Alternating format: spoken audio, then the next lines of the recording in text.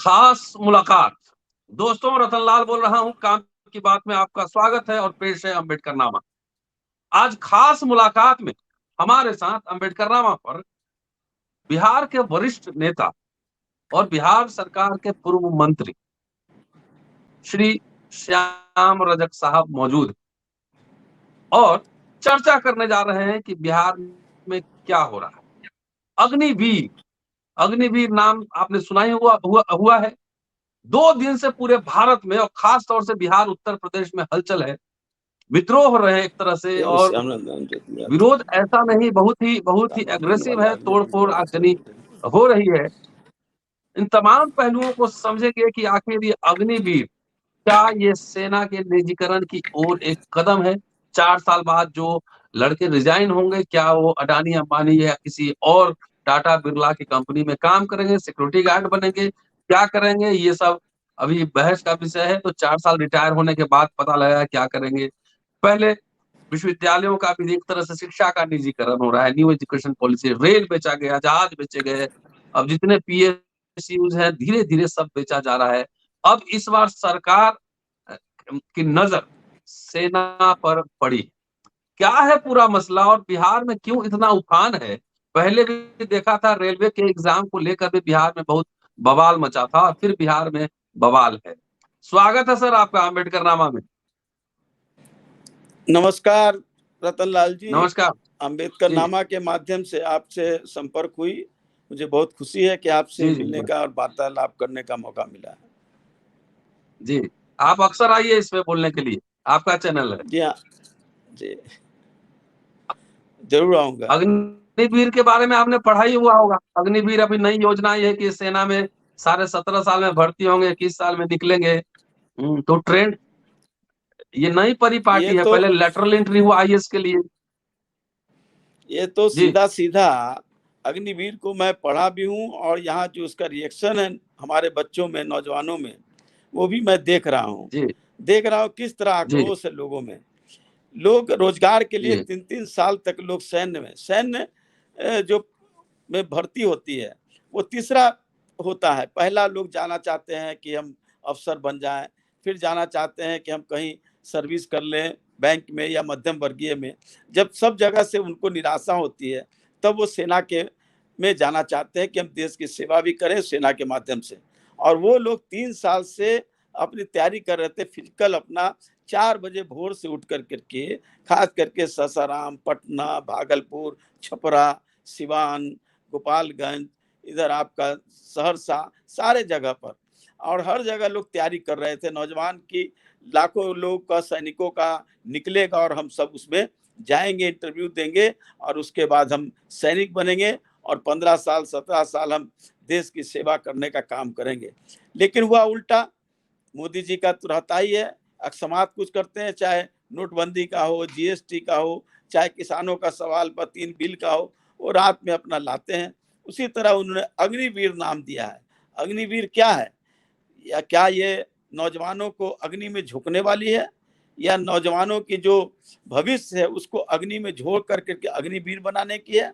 ये सारा कुछ है जो मनुवादी व्यवस्था है, उसी का एक देन है। क्योंकि इसमें ज्यादातर गरीब, दलित, अति पिछड़े, अल्पसंख्यक वर्ग के लोग ही अपनी तैयारी करते हैं और जाने का काम करते हैं, और देश सेवा की उनकी भावना भी रहती है। लेकिन आप 4 साल में ही आप उनको ट्रेनिंग देकर के, 6 महीना ट्रेनिंग, 3.5 साल उनको काम करेंगे, और उसके बाद उनको भविष्य उनके हाथ में छोड़ देंगे। और वो कहाँ जाएंगे, इसका कोई आपने आकलन नहीं किया है, इन्होंने कोई योजना नहीं दी है, और वो जा करके फिर सब जगह दरवाजे दरवाजे जाएंगे। आपने ठीक ही कहा कि अनिल अंबानी और अडानी का ये जो मामला है, जिस तरह से देश को खरीदने का काम कर रहा है, जिस तरह से एयरपोर्ट को खरीद लिया, कई संस्थाओं को खरीद लिया, रेलवे स्टेशन को खरीद लिया, तो अब उनकी भी सुरक्षा की चिंता है। तो भारत सरकार और इसके जो अगुआ है नरेंद्र मोदी जी, जिस देश के प्रधानमंत्री हैं, उनका ये दृष्टि रहा हो कि अब उनको सुरक्षा कर्मी की बहाल करना है। तो सुरक्षा कर्मी के लिए 4 साल की सैन्य ट्रेनिंग कराएंगे, और अडानी जी और आपको अंबानी जी, ये दोनों निकालेंगे सिक्योरिटी एजेंसी का, और ये लोग जाकर के उनकी सुरक्षा करेंगे। लेकिन मैं खतरा आपको बता देना चाहता हूँ, जो खतरा हम देख रहे हैं इस देश में, जिस तरह से हिंदू मुसलमान किया जा रहा है, इस देश की गंगा जमुनी संस्कृति को समाप्त करने का काम और उसको तोड़ने का काम किया जा रहा है, एक खतरा संकेत होगा। जब वो 4 साल के बाद आएंगे, उनको कहीं नौकरी नहीं मिलेगी। हम ये नहीं कह रहे हैं कि वो देशभक्त हैं और उनको कहीं लोग, लेकिन वो उनके सामने आर्थिक स्थिति रहेगी, सबसे बड़ा संकट रहेगा।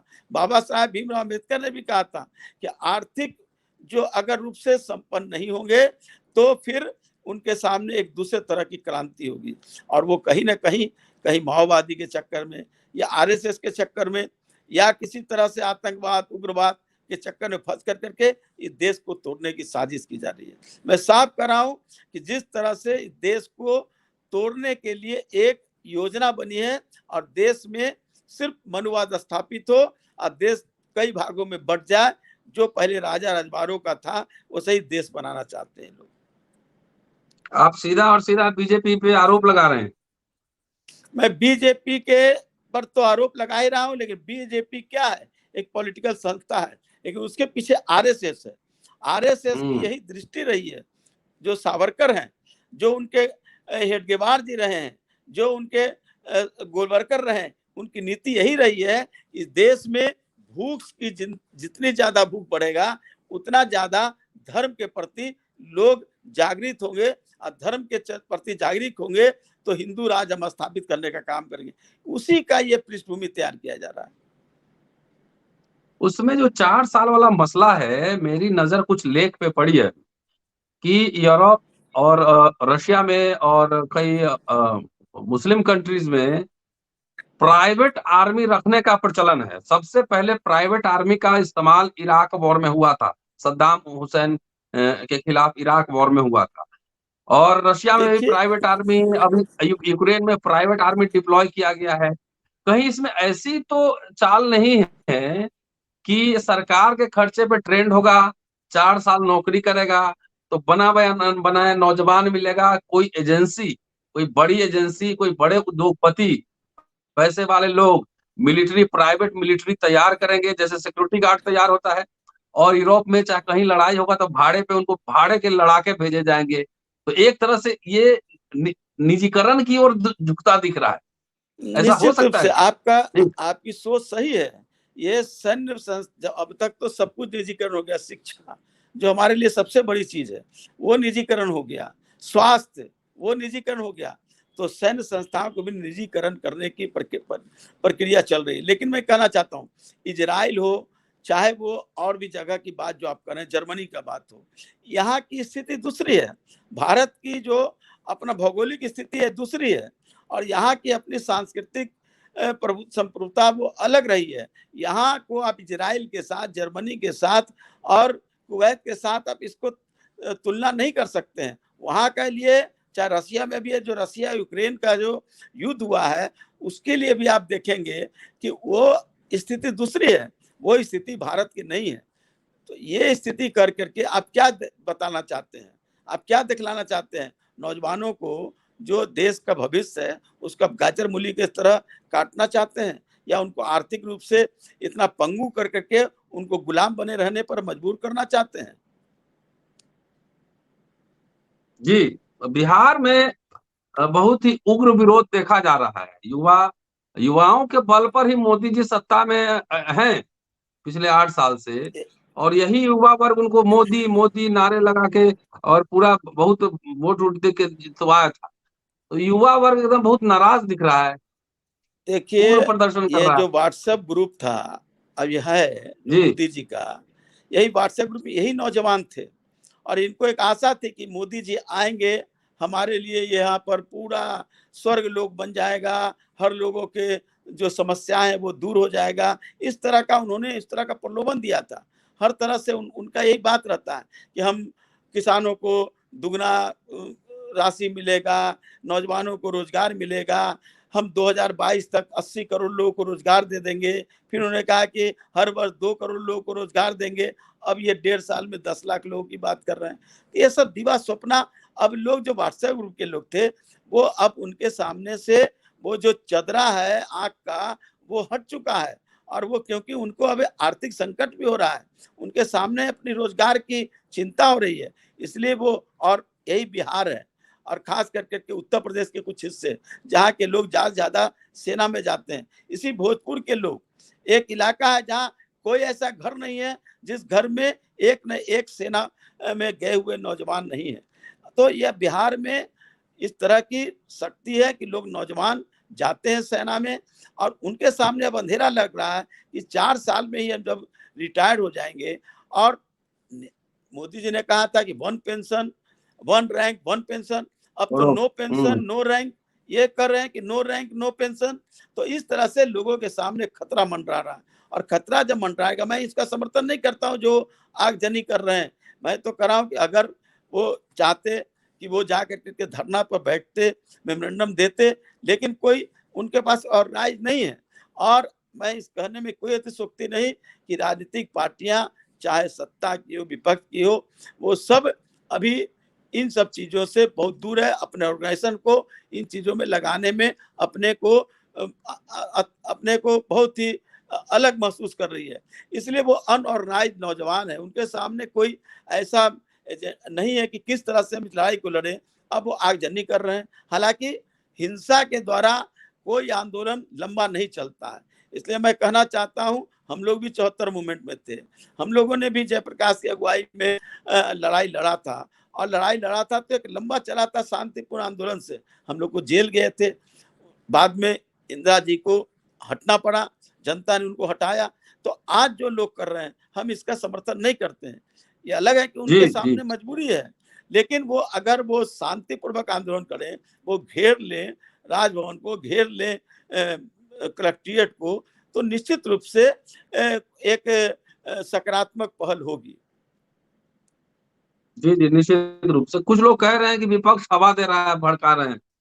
विपक्ष चुपचाप बैठा है, विपक्ष की इसमें कोई भूमिका नहीं है। विपक्ष देख रहा है, नौजवान जो है वही लोग हैं जो व्हाट्सएप ग्रुप वाले थे, वही नौजवान अब जब आपके सामने अंधेरा देख रहे हैं तो वही लोग इस तरह की हरकत कर रहे हैं, क्योंकि उनके सामने उस तरह की ट्रेनिंग नहीं रही, उस तरह की दृष्टि नहीं रही।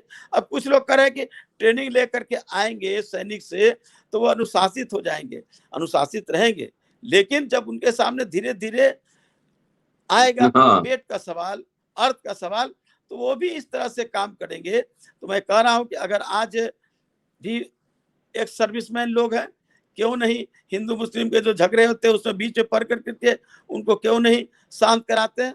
तो शांत इसलिए नहीं कराते हैं कि जो नेता है इस देश के, प्रधानमंत्री हैं, उनकी यही दृष्टि है, क्या हिंदू मुस्लिम जितना करो, धर्म का इतना ज्यादा अफीम लोगों को खिला दो कि इस देश में सिर्फ एक वर्ग का ही शासन रहे, जो इस देश में भारत का संविधान रहते हुए, बाबा साहब भीमराव अम्बेडकर जी के संविधान रहते हुए ये नामुमकिन है, लेकिन फिर भी वो प्रयास कर रहे हैं।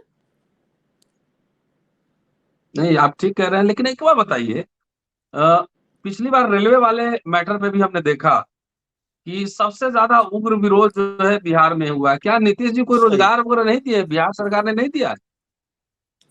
बिहार सरकार कहाँ रोजगार दे रही है? अब तो सब कुछ संविदा पर हो रहा है। और एनटीपीसी की जो लड़ाई, रेलवे वाले की लड़ाई में जो किए गए थे, उस समय तुरंत सरकार पलटी और तुरंत कहा गया, और उस समय जो कोचिंग के जो चलाने वाले लोग थे उन लोगों को धमकी भी दी गई, और उन लोगों ने फिर इस आंदोलन में वापस करने के लिए लोगों में, बच्चों में ये बात कही, लेकिन कहाँ हुआ। आज भी एनटीपीसी की जो रेलवे की सर्विस थी, वो कहा गया था कि हम 1 महीने में सबको भरेंगे, कहाँ हो रहा है, वहीं को वहीं घाट के पात रखा हुआ है। तो ये सारे चीजें लोगों के मन में आ रही है कि सरकार झूठ बोल रही है, सरकार आश्वासन देती है, और आज उनको मौका मिला है कि जो तैयारी कर रहे थे वो तैयारी पर पानी फेर दिया गया, इसलिए और उग्रता हुई। तो सारे उग्रता को आज जुट कर करके वो इस तरह की काम करने का काम कर रहे हैं। अच्छा, एक 3-4 इंसिडेंट्स हम बताते हैं। 2 अप्रैल 18 में भारत बंद हुआ, 5 मार्च रोस्टर का आंदोलन हुआ, उसमें आपके नेता साथ थे हम लोगों के, तेजस्वी और आप लोग थे, और मनोज झा भी थे हम लोग के साथ। फिर किसान का आंदोलन हुआ, मजदूर लड़ रहे हैं, तमाम निजीकरण हो रहा है, नौजवान सड़क पर हैं। लेकिन आप तो समाजवादी धारा के हैं कि लोहिया कहा करते थे कि जब सड़कें सुनसान हो जाएगी तो संसद आवारा हो जाएगा। उन्होंने कहा लेकिन था कि जब तमाम बड़े बड़े संसद मुद्दे हैं। बांझ हो जाए, उन्होंने कहा था कि संसद हाँ, जब बांध हो जाए तो सड़कों पर लड़ाई होनी चाहिए। लेकिन आज तो संसद बांध है, लेकिन सड़क पर लड़ाई नहीं हो रही है। ये तो नेताओं को चाहिए, लीडर्स ओपोजिशन को चाहिए निश्चित रूप से कि मैं कह वो रहा हूँ, जी, मैं कह रहा हूँ रतन जी कि मुझे कहने में जरा से भी तो सुक्ति नहीं कि आज राजनीति में भी जिस तरह से गिरावट आई है, सत्ता जबकि माध्यम होना चाहिए, मंजिल तो जी, होना चाहिए हमारा। जो लड़ाई है, जो सामाजिक परिवर्तन। न्याय की लड़ाई, जो हमारी समता मूलक जो बाबा साहब का रहा है, उसको हमारी असली है। लेकिन अब लोग जो पड़ाव है, जो माध्यम है, उसी को लोग मंजिल मान लिए हैं। जब इसको मंजिल मान जी, लेंगे तो अस्थायित्व नहीं रहेगा। जी, जी। अच्छा, ये जितना उग्र हो रहा है, हम लोग तो संविधान मानने वाले लोग हैं, संवैधानिक तरीके से कई आंदोलन में हम लोग शरीक रहे हैं, लगातार आंदोलन करते ही रहते हैं, हर लड़ाई संवैधानिक तरीके से लड़ते हैं। लेकिन क्या बिहार का लॉ एंड ऑर्डर और प्रशासनिक ढांचा इतना कमजोर है कि कंट्रोल नहीं कर पा रहा है, बातचीत नहीं कर रहे हैं प्रदर्शनकारियों से? आप देखें, आपकी खुद गिरफ्तारी हुई थी और किस जी, तरह से वहाँ की सरकार और वहाँ की पुलिस प्रशासन ने व्यवहार की। यहाँ की सरकार जो है वो सिर्फ पंगु है, वो कांवड़ लेकर के चल रहा है, कांवड़ में बैठे हुए हैं यहाँ की सरकार। तो कांवड़ में बैठे हुए लोग होंगे तो वो कुछ क्या कर पाएंगे? वो सिर्फ अपनी जी, बैठ कर करके आराम से चले जा रहे हैं, आंख बंद कर करके, या कहिए कि नाम है अंधा और नाम है नैनसु, करने वाले हुँ, कुछ नहीं, लेकिन कह रहे हैं कि सुशासन बाबू। तो सुशासन बाबू कहे जा रहे हैं, लेकिन लॉ एंड ऑर्डर क्या स्थिति है? मैं अगर बात कहूँ, आंकड़ा देखें जो नेशनल क्राइम रिपोर्ट का, तो बिहार सबसे ऊपर रहा है। सबसे ज्यादा यहाँ लड़कियों का मिसिंग हुई है, सबसे ज्यादा बच्चे मिसिंग हुई है। अकेले पटना में अगले साल 759 बच्चियां मिसिंग हुई है, कोई उसका खोज खबर नहीं। उसी तरह से दलितों पर हत्या, भूख से लोग मर रहे हैं। अभी समस्तीपुर में 5 लोगों ने फांसी लगा दिया क्योंकि कर्ज का पैसा नहीं दे पा रहे थे, उनके पास खाने के लिए पैसा नहीं। लेकिन सरकार करेगी, गरीबी हमने खत्म कर दिया, हमारे यहाँ कोई भुखमरी नहीं है, हम 80 करोड़ लोगों को अनाज दे रहे हैं। क्या अनाज दे रहे हैं आप उज्ज्वला की बात कर रहे हैं। आज भी 6 करोड़ से ज्यादा लोग बिहार में, 6.5 करोड़ लोग आज भी लकड़ी और कोयला पर खाना बना रहे हैं। आज भी 7 करोड़ लोग एक टाइम भोजन नहीं कर पा रहे हैं, सिर्फ रात में सिर्फ पानी पी करके सो जा रहे हैं। लेकिन सरकार क्या कर रही है कि हमारे यहाँ तो पूरा राम राज है, सब लोग चैन से हैं, गरीबी नहीं है, बेरोजगारी नहीं है। या बेरोजगारी नहीं है तो कौन लोग हैं जो आज यहाँ पर आंदोलन कर रहे हैं? या कोई बाहर के लोग आ गए हैं क्या? कोई पाकिस्तान से आ गए हैं क्या? अभी 2-3 दिन पहले हमने मुजफ्फरपुर के बाबा साहब भीमराव अंबेडकर बिहार विश्वविद्यालय पे एक एपिसोड बनाया है। उसमें वहाँ संविदा पर शिक्षकों की नियुक्ति हो रही है और उसमें आरक्षण का पालन नहीं किया जा रहा है, एससी, एसटी, ओबीसी का पालन नहीं किया जा रहा है। हमने आप कुछ तो छात्रों से हाँ, बातचीत की, कोई वहां पे इस मुद्दे को नहीं उठा रहा है, इस तरह के मुद्दे को। जी, देखिए रतन जी, आप जानते हैं संविदा में कोई आरक्षण का नियम नहीं है। इसीलिए हम लोग बार बार कहते हैं कि संविदा पर निजीकरण में आरक्षण की व्यवस्था की जाए। सिर्फ सरकारी नौकरी में आरक्षण है, प्राइवेट सेक्टर में आरक्षण नहीं है, संविदा में आरक्षण नहीं है। नहीं, नहीं, हम लोगों ने कहा था कि जो गे, गे, ठेकेदारी होगी उसमें गेस्ट आरक्षण दी जाए। नहीं, गेस्ट लेक्चरर पढ़ाने के लिए दिल्ली विश्वविद्यालय में पढ़ाता हूँ। गेस्ट लेक्चर में यहाँ भी एससी, एसटी, ओबीसी को दिया जाता है, रिजर्वेशन फॉलो किया। यूनिवर्सिटी गेस्ट लेक्चरर अगर मंगवा रही है तो जो एससी, एसटी, ओबीसी का है उसके गाइडलाइंस के हिसाब से फॉलो करे, लेकिन कोई सवाल नहीं उठा रहा है। सवाल तो उठाना ही पड़ेगा। मैंने कहा है ना कि जब जी, सत्ता ही हमारा मंजिल हो जाए और जो हमारी मूल मुद्दे हैं, मूल उद्देश्य हैं, मूल जो समस्या है वो हमारा मंजिल नहीं पहुंच पाए, तो फिर तो आप उम्मीद नहीं कर सकते हैं। लेकिन मैं कहता हूं जिस तरह नौजवान आज आगे बढ़ रहे हैं, नौजवान ही आगे बढ़ करके आंदोलन करेंगे और इसमें परिवर्तन होगा। राजनीतिक पार्टियों से हमें उम्मीद नहीं है कि कोई राजनीतिक पार्टी आंदोलन कर करके इस लड़ाई के नेतृत्व देने का काम करती है। आज हमारे सामने जयप्रकाश नहीं है, हमारे सामने बाबा साहेब जैसे लोग नहीं है, हमारे सामने कई लोग ऐसे लोग लड़ाई लड़े। बीपी सिंह, कहा जाता था कि राजा नहीं फकीर है और देश का तकदीर है। जब कहीं झोपड़पट्टी टूटता था तो बीपी सिंह दिल्ली में ही जा करके धरना पर बैठ जाते थे। आज सैकड़ों टूट रही है। कोई ऐसा व्यक्ति नहीं है जो जा करके वहां पर उसको रोकने के लिए दे। बुलडोजर चल रहा है, कोई है? तो आज बड़ी शून्यता है नेताओं की, एकदम शून्यता स्थिति आ गई है।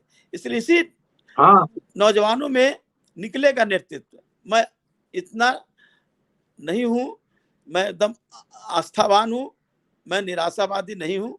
इसी में से निकलेगा नौजवान, और निश्चित समय है, देर होगा, लेकिन ऐसा नेतृत्व निकलेगा इसी नौजवानों में से जो बाबा साहब भीमराव अम्बेडकर के सपने को साकार करेगा और इस हिंदुस्तान के और इस राज्य के जो आज दबे कुचले लोग हैं उसका नेतृत्व करेगा। जी, चलिए शुक्रिया आपका, आपने समय दिया। और अम्बेडकरनामा पे जब भी मर्जी हो आप आइए, बोलिए, अपनी बात रखिए। धन्यवाद। आपके सांसद महोदय हैं, मेरे मित्र भी हैं। उन्होंने कहा मुझे एक दिन कि अब संसद से भरोसा नहीं, आंदोलनकारियों से ही भरोसा है। सड़क पे ही डेमोक्रेसी जिंदा रहेगा, आंदोलन करते रहिए। शुक्रिया आपका, शुक्रिया। और दोस्तों, श्याम रजक साहब हैं, फायर ब्रांड स्पीकर हैं, आरजेडी के नेता हैं, वरिष्ठ नेता हैं। पूरा वीडियो सुनिए और शेयर करते रहिए, सब्सक्राइब करते रहिए। और श्याम जी से बोले कि ये वीडियो आप अपने ग्रुप्स में भी शेयर कर दीजिएगा। शुक्रिया। जय भीम।